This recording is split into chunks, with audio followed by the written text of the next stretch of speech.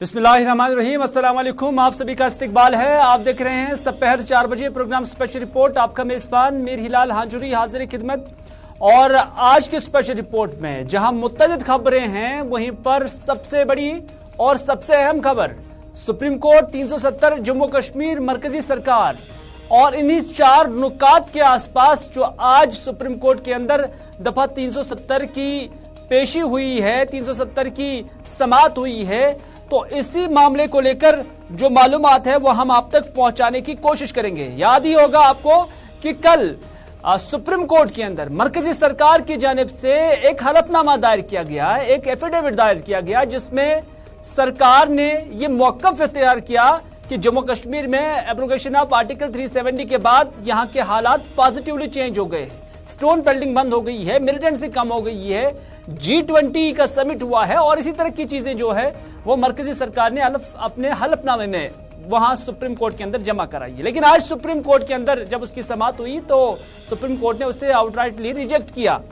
और supreme court ने कहा है कि वो 2 अगस्त से आईन के आर्टिकल 370 की मनसूखी को चैलेंज करने वाली अर्जियों की समाअत बाज़ाब्ता तौर पर और मुतवातिर तौर पर शुरू करेगी और सोमवार और जुम्मा को छोड़कर रोजाना की बुनियाद पर केस की समाअत होगी। ये honourable Supreme court of India ने आज की पेशी के दौरान कहा है कि अब के बाद 2 अगस्त के बाद जो सिलसिला है 370 की समाअत का वो शुरू हो जाएगा। हफ्ते में सिर्फ 2 दिन समाअत नहीं होगी, बाकी रेगुलरली इस मामले को 5 मेंबरान पर मुश्तमिल यानी 5 जजों पर मुश्तमिल आईनी बेंच समाअत करेगा।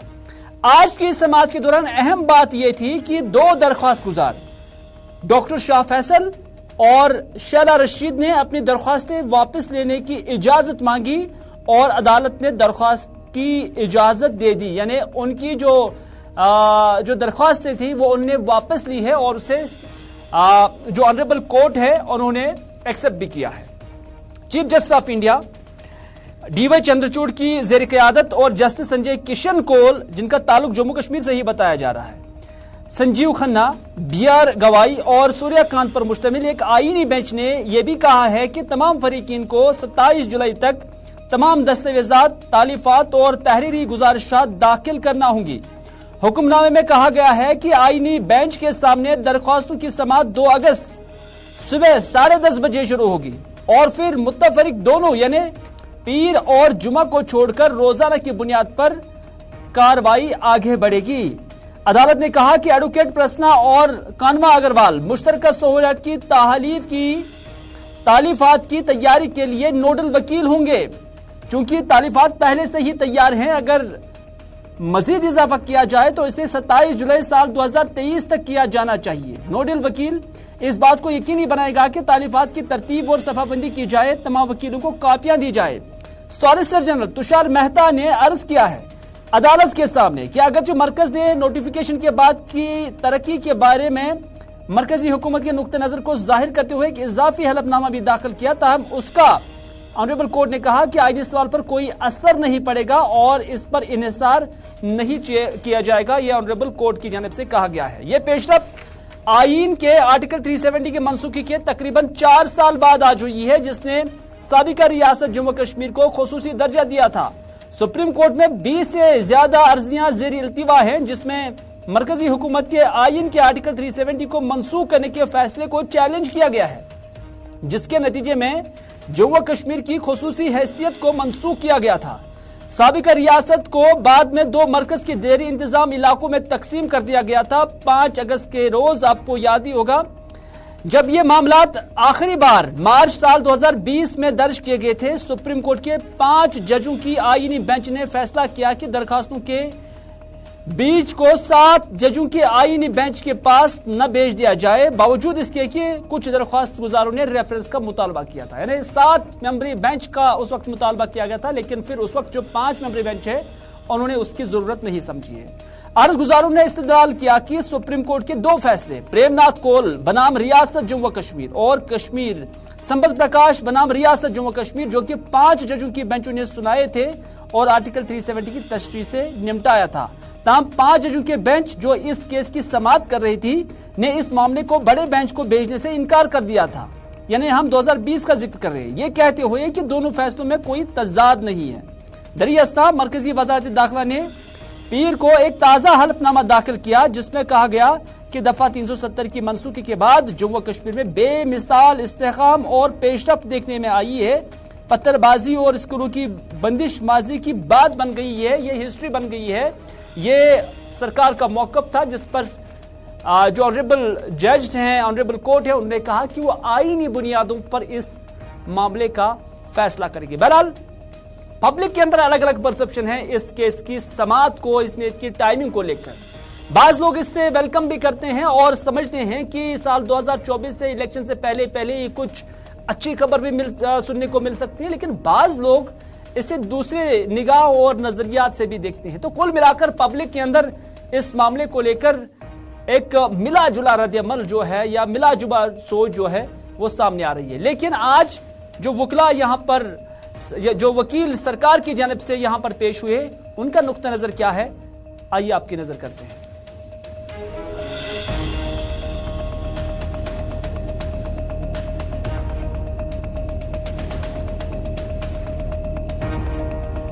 तीन 370 और 35 के खिलाफ हैं उनको, और जितने भी मसूदी साहब जैसे लोग हैं जो 370 और 35 के समर्थक हैं, दोनों को एक साथ सुनवाई होगी। हमारा ये कहना है कि सरकार ने बिल्कुल सही निर्णय लिया है। 335 35A और 370 बिल्कुल कॉन्स्टिट्यूशन के बेसिक स्ट्रक्चर के खिलाफ है। वन नेशन वन कॉन्स्टिट्यूशन की जो आइडियोलॉजी उसके खिलाफ है।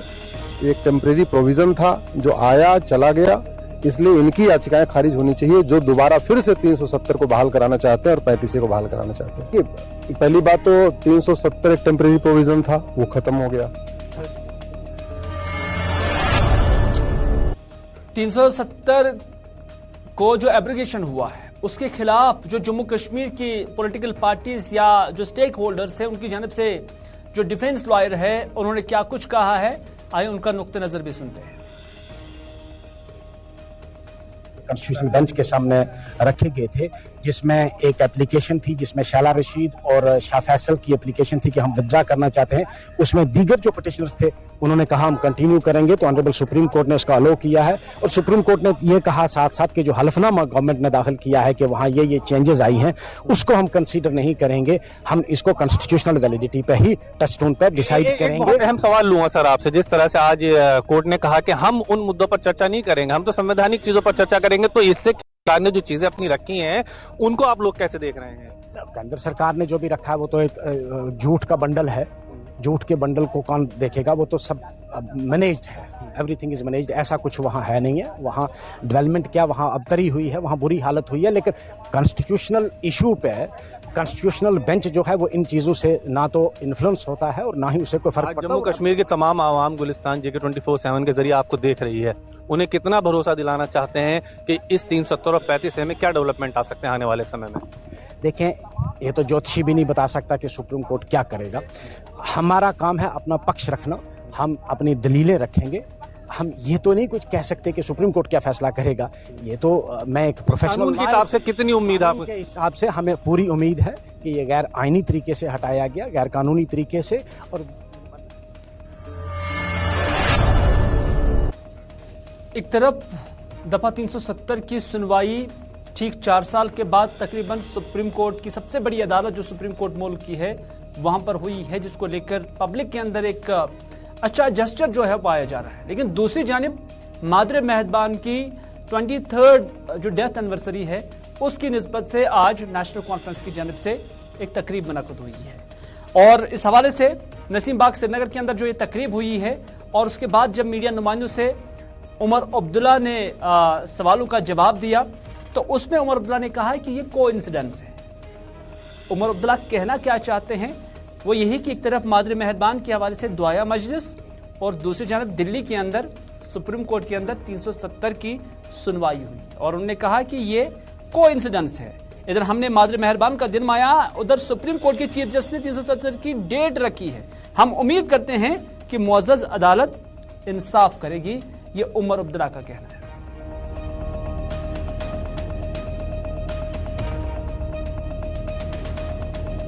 बैठक फिर हो रही है नेशनल कॉन्फ्रेंस पिछली बैठक में शामिल हुई थी, क्या इस बार भी जाने का इरादा है या फिर? इरादा है। लेकिन पहली बैठक के बाद ही महाराष्ट्र में एनसीपी टूट गई। क्या आपको लगता है कि जितना अपोजिशन एकजुट होने की कोशिश कर रही है, पार्टियां टूट रही हैं? अब एक पार्टी टूटी और ये चुनाव आ रहे हैं और बीजेपी एक बार फिर से अपने जो कोर एजेंडा है उनका, हर साल ये फंक्शन होते हैं। आज सुनवाई भी है। सुनवाई वो तो कॉन्सिडेंस है ना, हमने सुनवाई की डेट नहीं रखी, वो चीफ जस्टिस साहब ने ये डेट मुकर्रर किया, शायद इसी में कोई अच्छी बात है। यहाँ पे हमारा एक छोटा सा फंक्शन हो रहा है, वहाँ पे 370 के मामले में सुनवाई शुरू हो गई है और उम्मीद करते हैं कि जल्द से जल्द मामले को जो है इसकी सुनवाई ख़त्म हो और इस पे सुप्रीम कोर्ट का जो फैसला है वो हमारे सामने आ जाए। इधर मादर मेहरबान की 23वीं जो बरसी थी, इस पर जो दुआया मजलिस हुई है और उसके बाद उमर अब्दुल्ला ने जब मीडिया के नुमाइंदों के सवालों का जवाब भी दिया तो मीडिया नुमाइंदों ने से यह सवाल भी पूछा है कि अब दिल्ली के अंदर अगली मीटिंग जो अपोजिशन जमातों की होने वाली है, क्या नेशनल कॉन्फ्रेंस में शामिल होगी? तो उमर अब्दुल्ला ने कहा कि हम उम्मीद करते हैं कि हम उस अगली मीटिंग का हिस्सा बनेंगे। उनसे सवाल पूछा गया है कि इस मीटिंग के बाद शरद पवार की जो जमात एनसीपी थी वो दो फाड़ हो गई है, दो हिस्सों में तकसीम हो गई है, बुरा असर पड़ा है। और उन्होंने कहा कि महाराष्ट्र में एनसीपी टूटने से अपोजिशन कमजोर नहीं होगा। हाँ, मुझे लगता है कि ये डेवलपमेंट होने के बाद शरद पवार और ज्यादा मजबूत हो गए। महाराष्ट्र के लोगों ने अजीत पवार के शरद पवार के उम्र से मुतल्लिक बयान पर गहरी नाराजगी का इजहार किया है।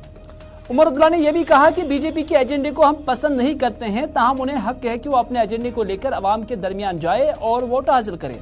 अलबत्ता जिस तरह बीजेपी अब एनडीए को धीरे धीरे जिंदा करने की कोशिश कर रही है, उससे लगता है कि बीजेपी को भी एहसास होने लगा है कि उनकी सियासी जमीन सुकड़ रही है।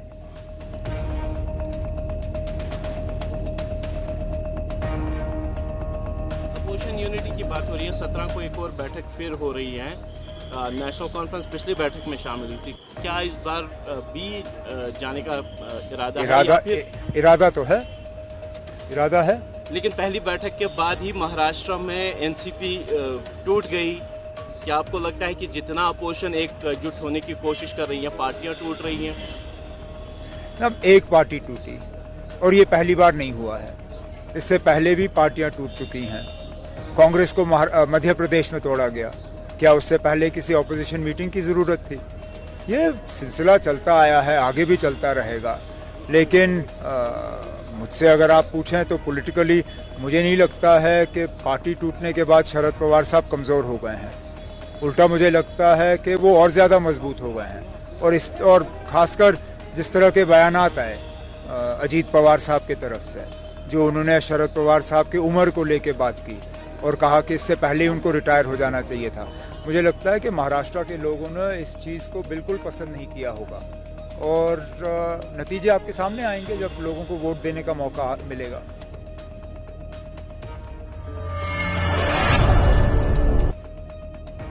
सदर और साबिक वजीर आला जम्मू कश्मीर महबूबा मुफ्ती ने ट्वीट किया है। सुप्रीम कोर्ट के अंदर जो सुनवाई हो रही थी और उसको लेकर उन्होंने जो ट्वीट किया वो अब आपकी नजर करेंगे। और महबूबा मुफ्ती का ये ट्वीट सरकार के उस हलफनामे को लेकर था जिसमें सरकार ने सुप्रीम कोर्ट के अंदर जिसे दायर किया है।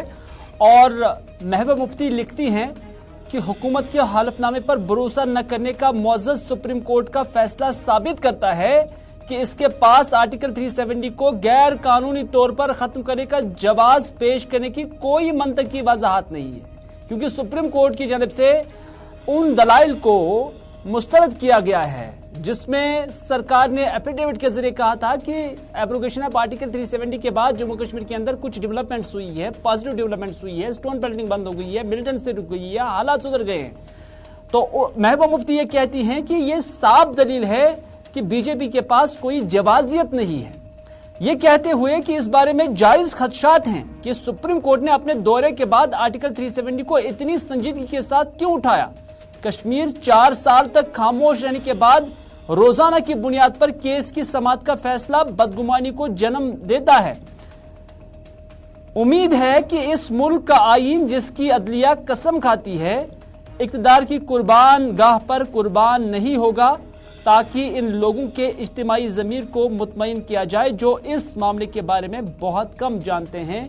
ये महबूबा मुफ्ती का ट्वीट आया है।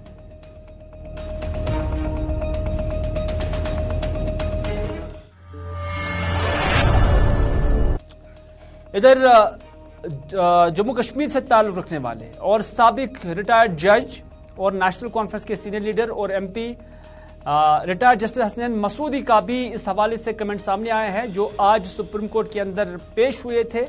और हमारे नुमाइंदे ताबिश कमाल ने जब उनसे बात की तो उन्होंने कहा कि हमारा मानना है कि साल 2019 में 5 अगस्त को 370 के साथ जो किया गया वो सब आईन के बरखिलाफ था। उन्होंने कहा कि अब सरकार हालात और सूरत हाल से मुतल्लिक एफिडेविट के साथ जस्टिफिकेशन लेकर आई थी, जो सरकार खुद एतराफ कर रही है कि वो आईनी मामले पर मजबूत नहीं है। ये रिटायर्ड जस्टिस हसनैन मसूदी ने कहा है।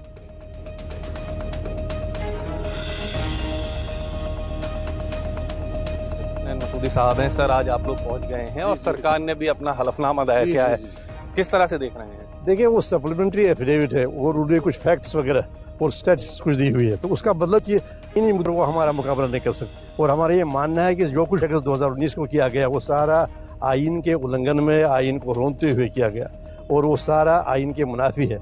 तो अब सरकार आई है पोस्ट फैक्टो जस्टिफिकेशन देने के लिए, होने के बाद देखो जी ये आदाद शुमार है, ये स्टैटिस्टिक्स है, ये देखो नॉर्मल सी है। खुद ये एतराफ़ है सरकार की तरफ से कि जो आइनी मुद्दे हैं उस आइनी मुद्दों पर वो अब खुद भी उसको तसल्ली नहीं है कि आइन के मुद्दे पर वो कोई मजबूत है उनका पक्ष। हमारा जो मौक़िफ़ है वो ये है कि 5 अगस्त के सारे फैसले जो थे वो आइन को रोते हुए किए गए, आइन को दरकिनार करते हुए लिए गए और वो नहीं सस्टेनेबल है। और वो बिल्कुल एक लम्हा भर के लिए भी जब जुडिशल स्क्रूटनी होगी वो नहीं रह पाएंगे। अब क्या है वो क्या कर रहे हैं, अब वो एदाद शुमार कितने टूरिस्ट क्या है क्या नहीं, हम उसका जिम्मेवार जवाब देखिए, हम वहाँ उसका जिम्मेवार जवाब देंगे, हर एक चीज़ का जवाब हम देंगे जो भी फैक्ट्स हैं। लेकिन कॉन्स्टिट्यूशनल मैटर्स तो फैक्ट्स पर नहीं, ऐसे नहीं होता है कि आप जस्टिफिकेशन देंगे, आप स्टैटिस्टिक्स देंगे तो उस पर आप कहेंगे कि देखो जी ये सब ठीक हुआ। अगर आपने कहीं पर किसी को डिल्यूट किया उसके राइट्स से, अब देखिए एक स्टेट के किए गए, कल आप वेस्ट बंगाल का भी यही कहेंगे, अब फिर उसके बाद देखिए आप फैक्ट्स कहेंगे देखो जी क्या वेस्ट बंगाल वहाँ पर, या तमिलनाडु का यही, पंजाब का यही देखिए। वो बात नहीं है। जो इंडिया है, इंडियन स्टेट्स की अपनी स्टेट की अपनी ड्यूटी है। यानी आईनी मामले को मौजूदा सूरत हाल से जस्टिफाई नहीं किया जा सकता है, ये रिटायर्ड जस्टिस हसनैन मसूदी कह रही हैं। लेकिन खबर जो है वो मोहम्मद यूसुफ तारिगामी के हवाले से भी है, क्योंकि मोहम्मद यूसुफ तारिगामी ये कहते हैं कि जम्मू कश्मीर को जो भी इख्तियारात मिले हैं वो आईनी हुक्मनामे के बदौलत हासिल थे। 370 को खत्म करने का फैसला जहां आवाम से पूछकर मौजूदा बीजेपी सरकार ने नहीं किया, वहीं कानून और आईन ये कहता है कि जम्मू कश्मीर की आईन साज असेंबली की इजाजत के बगैर इस आर्टिकल 370 को खत्म नहीं किया जा सकता है। यही मामला हमारा सुप्रीम कोर्ट के अंदर है और इसी पर हम सुप्रीम कोर्ट के अंदर इंसाफ के तलबकार है, मोहम्मद यूसुफ तारिगामी सीपीआईएम के लीडर बता रहे हैं। 370 कहा जाता है जिसमें हमें कुछ हुकूक मिले आईनी। क्या है वो हुकूक? हम अपनी मर्जी के कानून बनाए, यहाँ अपने रहन सहन को देखते हुए हम अपनी जमीन का तहफ़्फ़ुज़ कर लेंगे, अपने जॉब्स का तहफ़्फ़ुज़ कर लेंगे और यहाँ हमारी अपनी रिवायात है, यूनिकनेस है, ट्रेडिशंस है, उनको लेकर हम कानून साजी भी कर लेंगे। ये कुछ ऐसा नहीं था जो कॉन्स्टिट्यूशनल ऑर्डर से बाहर था, बल्कि ये जो भी इख्तियार हमें मिला था ये कॉन्स्टिट्यूशनल ऑर्डर की वसातत से मिला था, जिसको हटाया गया। जम्मू को पूछकर नहीं, लद्दाख को पूछकर नहीं, कश्मीर की तो बात ही नहीं, और असेंबली में भी डिस्कस नहीं। इधर मोहम्मद मुजफ्फर शाह जो कि आज भी सुप्रीम कोर्ट के अंदर मौजूद थे और उन्होंने भी कहा है कि सुप्रीम कोर्ट का आज से इम्तिहान शुरू हो गया है, क्योंकि हमें उम्मीद है, ये मुजफ्फर शाह कहते हैं कि हमें उम्मीद है कि सुप्रीम कोर्ट मुल्क के आईन को अपहोल्ड करेगी उन्होंने कहा कि सरकार के पास मजबूत दलाइल ही नहीं है, हमें यकीन है कि सुप्रीम कोर्ट में हमारा मामला मजबूत है। ये हमसे ज्यादा माननीय सुप्रीम कोर्ट का आज इम्तिहान है, हमारा नहीं है। मतलब जिस तरह से 370 और 35A को रिमूव किया गया था, सरकार ये तर्क दे रही है कि वहां पर उसके बाद से शांति बहाली हुई है। उनको खतरा है आज, जिस तरीके से कल उन्होंने एफिडेविट दायर किया है, आप खुद समझ सकते हैं कि वो ऑलरेडी पसीना पसीना हो रहे हैं। उनको हिम्मत करनी पड़ेगी अंदर आके और खड़े होने के हमारे वकीलों की दलाइल के सामने। आप आज बात G20 की नहीं है, आज बात नौकरियों की नहीं है, आज बात कॉन्स्टिट्यूशन के अपहोल्डिंग की। इधर पीडीपी के सीनियर लीडर मोहित बान का भी रिएक्शन आया है। उन्होंने भी सुप्रीम कोर्ट के अंदर जो मरकजी सरकार की जानब से हलफनामा दायर किया गया है उस पर उन्होंने अपना नुक्ते नजर रखा और उन्होंने कहा कि मरकजी सरकार ने जो कल एफिडेविट कोर्ट में जमा कराया था, कोर्ट ने कहा है कि सूरत हाल पर आईनी फैसला नहीं दिया जा सकता है। हम इस बात का वेलकम कर रहे हैं कि अब मुअज़्ज़ज़ अदालत इस मामले को रोजाना बुनियादों पर सुनवाई करेगी। हालांकि सुप्रीम कोर्ट की 3 ऐसी जजमेंट्स हैं जिसमें सुप्रीम कोर्ट ने 370 को मुस्तकिल फीचर करार दिया है। ये मोहित बान जो पीडीपी के लीडर हैं वो बता रहे हैं। सेंटर का एफिडेविट आया था, उस चीज़ का नोटिस आज ऑनरेबल सुप्रीम कोर्ट ने लिया है और चीफ जस्टिस चंद्रचूड़ साहब ने उसके ऊपर जो है उसमें एक स्ट्रॉन्ग कमेंट भी पास किया और कहा है कि जो एफिडेविट कल सेंटर ने दिया है वो जो है वो इसका आधार नहीं बनेगा, उसके बेसिस के ऊपर जो है कॉन्स्टिट्यूशनल लीगैलिटी है 370 की और 35A की वो उसके ऊपर डिसाइड नहीं की जाएंगी। लॉ एंड ऑर्डर सिचुएशन एक अलग चीज़ है और कॉन्स्टिट्यूशनल लीगैलिटी जो है वो एक अलग चीज़ है। तो इधर पीपल्स कॉन्फ्रेंस के सीनियर लीडर और सूबाई सदर खुर्शीद आलम का भी कहना है कि सुप्रीम कोर्ट के अंदर जो मामला अभी एब्रोगेशन ऑफ आर्टिकल 370 को लेकर है और उस पर इसके दिफा के लिए जो सरकार की तरफ से हलफनामा दायर किया गया है वो खुद ये साबित कर रहा है कि मरकजी सरकार की दलाइल कितनी कमजोर है। हमें उम्मीद है कि सुप्रीम कोर्ट इस मसले को आईनी बुनियादों पर हल करेगी, ये मोहम्मद खुर्शीद आलम ने कहा। 370 और 35A को गैर कानूनी तौर पे हटाया गया है। सुप्रीम कोर्ट को उस बात का फैसला करना है और आप इस बात से अंदाजा लगा सकते हैं how weak the centre's decision is.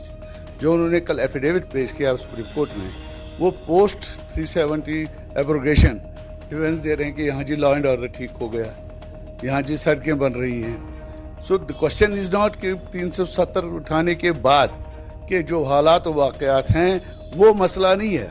मसला ये है कि क्या 370 को हटाया गया आईनी तौर पे या गैर आईनी तौर पे। So our prayer with the Supreme Court is, honourable Supreme Court is, कि साहब जो तरीकेकार कल से ही हम देख रहे हैं कि सरकार की जानब से जो ये एफिडेविट दायर किया गया है, सप्लीमेंट्री एफिडेविट भी जिसे कहते हैं, उस पर खूब तनकीद जो है वो सरकार को झेलनी पड़ रही है, क्योंकि सरकार का मौक़िफ़ को लेकर भी अब सवालात उठने लगे हैं कि सरकार का मौक़िफ़ दरअसल कमजोर है, इसी वजह से इसे जस्टिफाई करने की कोशिश की जा रही है। अशोक कोल जो जम्मू कश्मीर के अंदर बीजेपी के जनरल सेक्रेटरी है, उन्होंने सरकार के एफिडेविट को किस तरह से जस्टिफाई किया है और उनका नुक्ते नजर क्या है, उन्हीं की जुबानी सुनते हैं। एफिडेविट दायर किया है, उसमें कोई ऐसी बात नहीं, उस एफिडेविट में जो सच्चाई है वही उन्होंने दायर किया, कोई गलत चीज़ थोड़ी दायर की है कि भाई यहाँ के हालात, यहाँ के सिचुएशन 370 हटने के बाद पत्थरबाजी बंद हो गई है, यहाँ जो anti terrorist pro terrorist organisations थे उनके जो कैलेंडर आते थे वो कैलेंडर आने बंद हो गए। ये एक अच्छी बात है, ये बात तो हमारी सरकार को एफिडेविट में भरनी चाहिए थी, इसमें गलत क्या है। तो नाज़रीन, ये था आज का स्पेशल रिपोर्ट। इसी के साथ दीजिए अपने मेज़बान मीर हिलाल हांजुरी को आज का स्पेशल रिपोर्ट यहीं पर इख्तिताम करने की इजाज़त, इस वादे के साथ कि अगर ज़िंदगी रही तो आपसे फिर होगी मुलाकात। तब तक के लिए खुदा हाफिज़, फी अमानिल्लाह।